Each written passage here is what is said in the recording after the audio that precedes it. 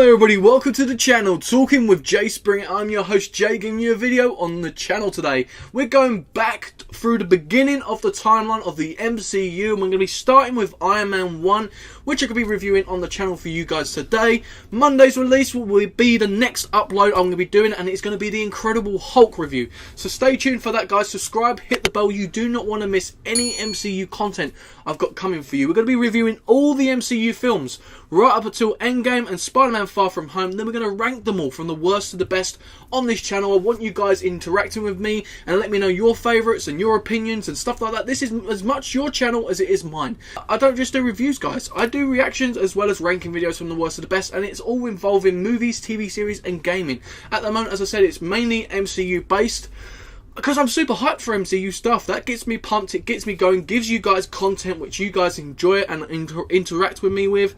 And guys, yeah, just support the channel as much as you can. That's all I want to ask. I'd be very, very grateful if you could smash the thumbs up if you enjoy it. Comment your thoughts down below on Iron Man 1, on my actual review itself, or even the channel, and even my badass intro, guys. I've just got a brand new intro for the Avengers Infinity War, so let me know what you think of that. So thank you very much, guys. Let's get straight into my review. We go back to the beginning of the MCU timeline with Iron Man 1. It was released on the 2nd of May 2008. Yes, that's over 10 years ago. This started the MCU and made it what it is today. We have to respect this movie so much. This was an action-adventure sci-fi film around 2 hours and 6 minutes long. We have the scores from Rotten Tomatoes with 93%, IMDb giving it a 7.9 out of 10, and Metacritic giving it a 79. Obviously, very high ratings for such a good film which started the MCU, and everyone respected it. And this is a film, guys, that made us fall in love with the MCU. Now, obviously, many of you guys may not have fallen in love with it to start with, and may have actually just got its interest along the way, maybe on Avengers and stuff like that. I don't know. Let me know your comments in the comment section down below of when you fell in love with the MCU and what you thought of Iron Man in the comments. This film is about a man named Tony Stark, who is a billionaire and genius inventor. He conducts weapons to test overseas, but terrorists kidnap him and force him to build a destructive weapon. Instead, he builds an armoured suit and he escapes. Once he returns to America, he upgrades the suit and becomes a superhero to fight crime and terrorism. Tony suddenly gets turned on by his mentor and friend Obadiah Stane. He wants to overtake the company and eventually builds a giant suit himself named Ironmonger, and then he has to fight Iron Man pretty much. Another fact I wanted to let you guys know before we go into the starring roles and who I wanted to talk about, this had a worldwide gross of $585.2 million. This is a massive movie to start off the MCU, and a lot of people love this movie. So guys, we go into the starring roles in this movie. We have Robert Downey Jr., obviously the main person, playing as Tony Stark and Iron Man in the end of this movie. But first off, we start with the Tony Stark character. Who is Tony Stark? Tony Stark, obviously, as I said, is a billionaire and genius inventor. You see him in this movie gambling a lot, and when he's supposed to be at like interviews and meetings and stuff like that. And it just goes to show he's got a lot of self-respect, but not a lot of respect for other people. So Tony Stark starts off this movie looking like a bit of a snob and just like one of the millionaire playboys, which a lot of people look at and are either jealous of or really look at and disrespect. And obviously things happen with Tony. Obviously he gets kidnapped and stuff like that, which really changes his aspects of views. Obviously knowing that he's this person who he was on the island with, trapped with, obviously he gets killed in the movie, which really takes an impact on Tony, which makes him change into a character which is more respectful to others, as obviously he's fighting for survival. This guy obviously has helped him massively invent the Iron Man, not the Iron Man suit that we know, but the Iron Man suit to start off with. That's how Tony Stark really became Tony Stark. We really get to see the storyline from beginning to end from Tony Stark's point of view, and how he turned into Iron Man and the reasons he turned into Iron Man. It was the main reason I think most people fell in love with Iron Man. The guy is just a complete genius when it comes to acting, and he deserves every bit of credit going his way. Next up, we have Terrence Howard playing as James Rhodes, Rhodey. I think this guy was amazing, and it was so gutting to know that he didn't go further on into the Iron Man basically trilogy. I think this guy played so well in this movie. I fell in love with him instantly. He's one of them characters you can respect. You love the relationship between him and Tony, especially when he finds out Tony is the Iron Man and stuff like that. He's just pure genius. I think the two really gelled well, and I think he had a big part to play in this movie. Next up, we have the mastermind when it comes to acting. It is Jeff Bridges playing as Obadiah Stane, obviously the bad guy in this movie, who is the friend and mentor of Tony Stark, and really you can see throughout this movie of how much he's jealous and wants to take that role of Tony Stark. Yeah, he was the mastermind really in this movie. Now, the bad guy in this movie got a lot of hate, and I think this was not the worst bad guy I've ever seen in the MCU, and that's what I'm going to say. I think this guy actually played really well by Jeff Bridges. That's what let this movie down a lot more than what it could have been. If it had a really badass bad guy, I think this movie would have set off great to start with. But with a story like this, I think the bad guy suited it more. I really do. I think watching it a second time or a third time or a fourth time, you'll really get to understand the story a lot more with this bad guy. I think Jeff Bridges done really well. The whole stabbing the friend in the back business was very well done. I don't think they could have done it any better. Obviously, he wanted to take over the business. Obviously, he was going to attack Pepper at the end. To see him actually hurt Tony. You know, Tony was on death's door.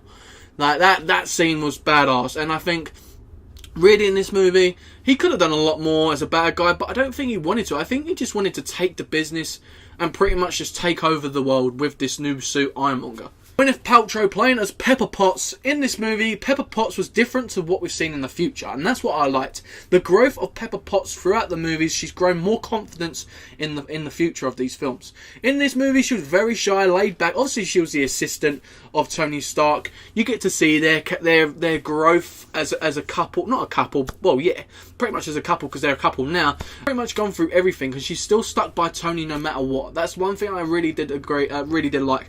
And I like the fact that she was quite shy in this movie with Tony, and obviously you get to see them dance together, their relationship grow, and Tony at the end really respects Pepper a lot more than when he started the movie, because obviously he was sleeping with women and stuff like that, and he really sort of grew the relationship, and that's one thing I did really like. When I rate my movies, I like to look at 4 things. It is normally storyline, script and dialogue, directing and editing. And under editing, I like to look at the pacing of the movie, the music and the visuals. So they're the things I like to look at. So let's start off with the storyline. The storyline from the beginning to the end. There was a lot of plot points in this movie. We was following so many different characters, and the main plot of this movie was how Tony Stark becomes Iron Man. Pretty simple. That is that. But then you got your little side plot points which make it work. So you got obviously Obadiah Stane turning on Tony when Tony got captured.